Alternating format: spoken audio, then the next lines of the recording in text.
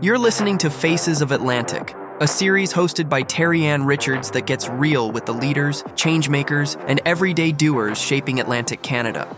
Each conversation dives beyond titles to uncover the grit, growth, and human stories behind the work.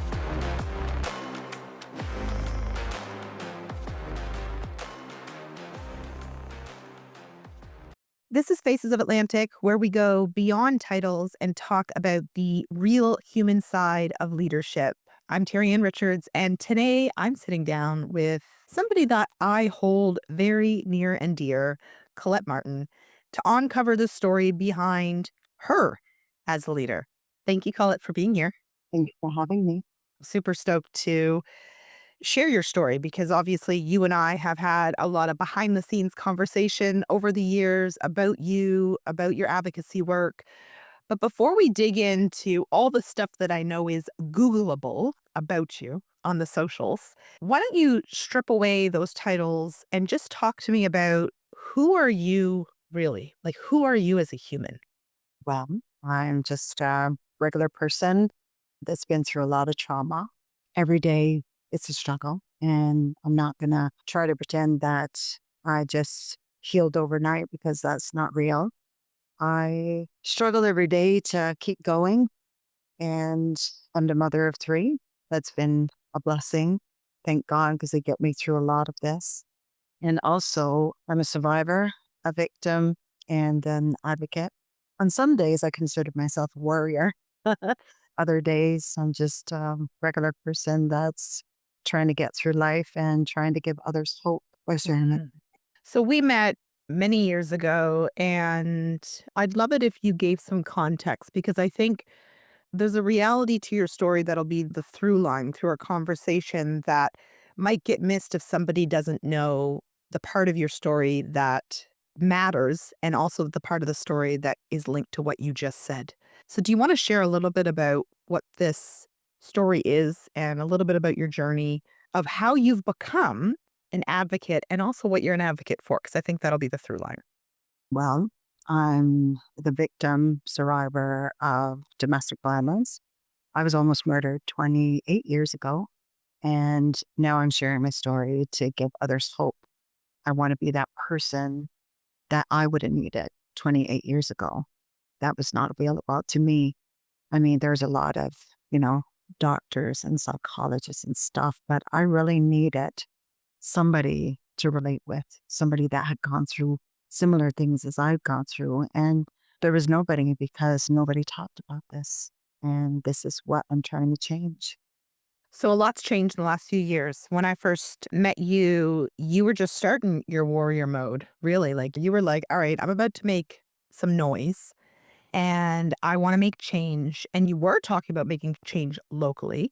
And for folks who haven't figured out we're landing here, but you have done a lot in a short amount of time on this path of being an advocate and creating change as it pertains to domestic violence and the structures that are there that are sometimes helping and the structures that are there that are sometimes hindering change in this area. Talk to me about what you've been doing because, I probably only know half and it's a lot, right? Like, I feel like if I just listed it, I'm like, you've spoke in lots of places. I feel like you did, I don't know if it was a mini documentary or something up in Quebec, and I feel like there's something else in the park. So talk to me about what's been going on and some of the changes that you might be seeing because of this effort.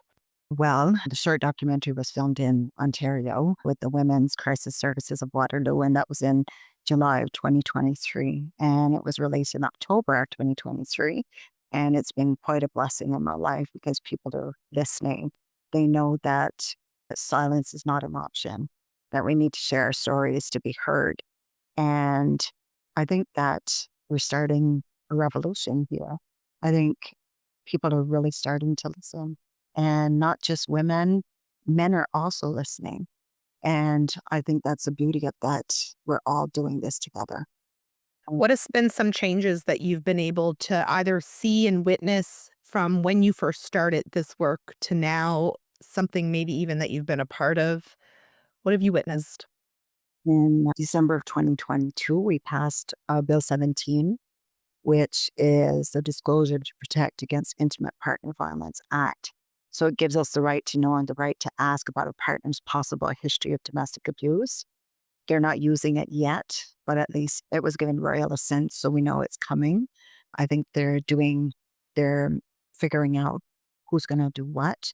And as long as it works out and we're able to save lives, it's all about preventing us from being in these situations. And for myself, I didn't know what I didn't know. And there's no education out there. And if I would have had this bill, I could have helped and I could have made an informed decision about my own. I didn't even know that my ex had previous charges. And I found all on my attempted murder trial. So I was part of that. Last year, I was inducted in the Crime Prevention Hall of Fame in Fredericton, which I'm very, very proud of. And I became a champion for Love Should Hurt a few years ago. And in prevention they nominated me for this award. And I was really surprised. They surprised me with this. I had no clue they invited me to attend because they told me that I may receive an award. But when I got there, it was a top award. And I really wasn't expecting that. And I was blown away by all the love and compassion and people really wanting to make a difference. So when I think of you and your story and the energy and the effort that you've been putting in, this has kind of become, your life's work, your life's purpose. Obviously, a lot of things have changed. A lot of movement is happening. There's a lot more awareness, a lot more conversation around it. What keeps you going, right? Because there's this side to the work that you're doing, which is you're still in the space of what hurt you all those years ago. But there's this warrior in you that wants to see change. What is it within you? And maybe not even, I think we know what's in you, but how do you keep going and ensure that you're able to sustain this effort and this energy that you're putting into work that is so needed and also still in a lot of corners, still very taboo? Well, my faith keeps me going. I believe that there's a higher power in all of this, obviously, because I've suffered a lot of trauma and not just that night, you know, every day since. It's been a really hard time, but I know that so many people need to hear the truth. And like I said a while ago, silence is not an option. And we protect the abuser if we don't talk about it. And then it keeps getting worse and worse and worse. And we need people up there, people that can make a change to work with us. I think that survivors are the real experts because we've lived it. And nobody, doesn't matter how much you want to relate to this, if you haven't been through it, you don't know how we feel. And I know there's a lot of people that want to know or think that they know exactly what we're going through, but they don't. You don't until you live it. What do you see as next steps? What's still needed, right? And I'm talking about, whether it's what's needed in government, what's needed with police, what's needed in community, what's needed in organizations, wherever you want to land, what work still needs to be done to make this better? Well, first thing we need to believe the survivors, believe the victims. A lot of money has to go into training all the government agencies. We need to be part of the conversation. And even though, like, they say that they want us to share our stories, we're still not let out there to, we're not given the chance. We're not invited to these tables where we should be a part of. And not just myself, anybody that's in this sector, we don't want to keep opening shelters. We want to close them. So, it's okay to say that you're going to give money or you're going to make a difference and stuff, but I haven't seen any difference really. Last year, there was 187 women murdered by their partners or somebody in their family. And, there's a couple of women that were pregnant, children, their lives were taken away. And I don't think that they're doing as much as they could do. And that's not pointing the finger at anybody in particular. It's just, I don't think that they really understand what it is. Yeah. You need a seat at the table. That's what I'm hearing here is individuals who have lived it, have experienced it, and are willing to share need an opportunity to shed light on all the gaps and the dark spaces that somebody who's never been there, who may be looking at this from a very logical perspective, which makes sense and that's necessary, but you need all the nuances that come from lived reality that maybe will bridge the gap to what actually is necessary and what's needed. Because I think the reality is there are things that they're bringing to light or processes or tools and strategies they're bringing to the table. But from your perspective and others that I've spoke to, it's not always the right things for the people they're trying to help. That's right. While they're taking their time, and I know it's a lot to figure out, but we're dying. Keeps going at this rate. I don't know what's going to happen to us. That's scary. That's very scary. So, as you've started to go down this path of taking on, in a lot of ways, a leadership role, an advocate role in a space that a lot of people would rather put their shoulder to, their back to, because that's just the reality, right? What has changed for you as a person, as a leader, in the way you're showing up? Because there's a lot of something that's helping to inspire and empower you. So, what shifted? What has changed that allows you to do this work? My health was getting really, really bad. And it was a lot easier for me to, you know, lay in bed and literally die of worrying about what's next. And I had to get up and fight. And, my mom was dying in November of 2019. And before she died, she told me to get rid of everything that hurt me. And this is really what sparked all of this fuel that I have to keep going. It's not been easy. Losing my mom was one of the worst traumas. It's not comparable to what I've been through.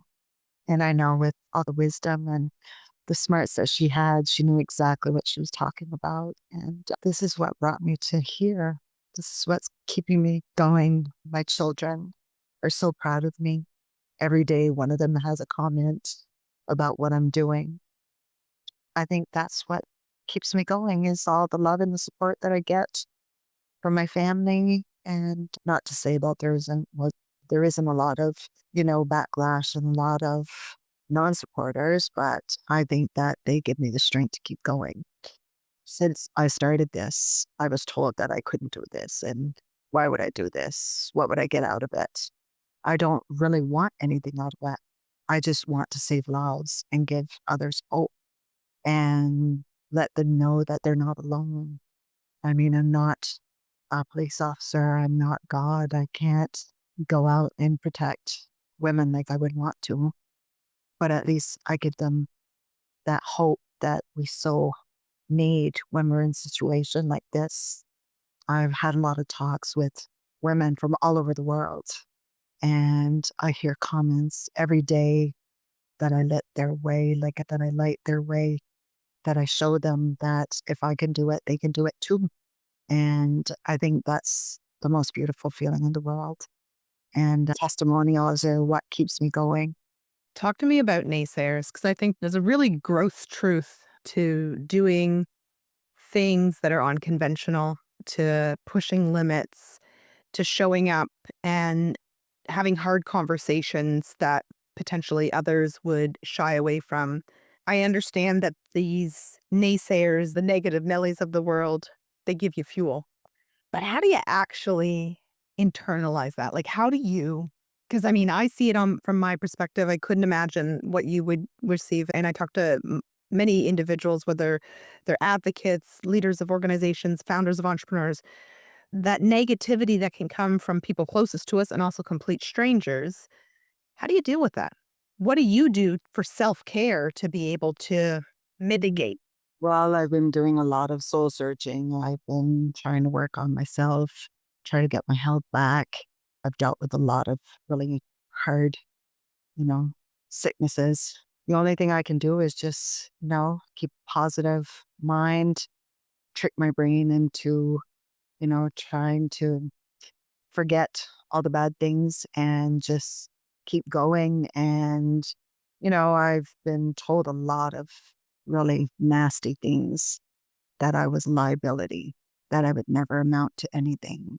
But, I think that when they say stuff like that, it gives me fire and fuel to do it even more. Like, how they say take pictures and post them and show the world what you're doing. And I think being a victim and a survivor, you always want to keep the proof anyway and show it, and that's why, like, it's unbelievable how selfish and uncompassionate people can be when it comes to, asking me why I didn't leave. Like, that was said to me years ago, and I did leave. I did everything right. Actually, I kicked him out of my house, but people don't want to see that. So many people don't want you to be happy. They just try to use that against you. And I'm not going to let them stop me. I'm just going to keep pushing and keep, when one door closes, there's always another one. And I sit with God a lot. I talk to my mom, try to walk as much as I can. I play a lot of music. I love doing social media, like the posts and stuff to inspire others. I do that a lot. Some people don't like that. And I'm at the point in my life where I really don't care. I'm going to keep going anyway, because this is what I need to do. This is my purpose. And I'm walking in my purpose right now. Keep doing it until the end. God is the only one that knows where my end is here. And until then, I'm not going to let naysayers stop me.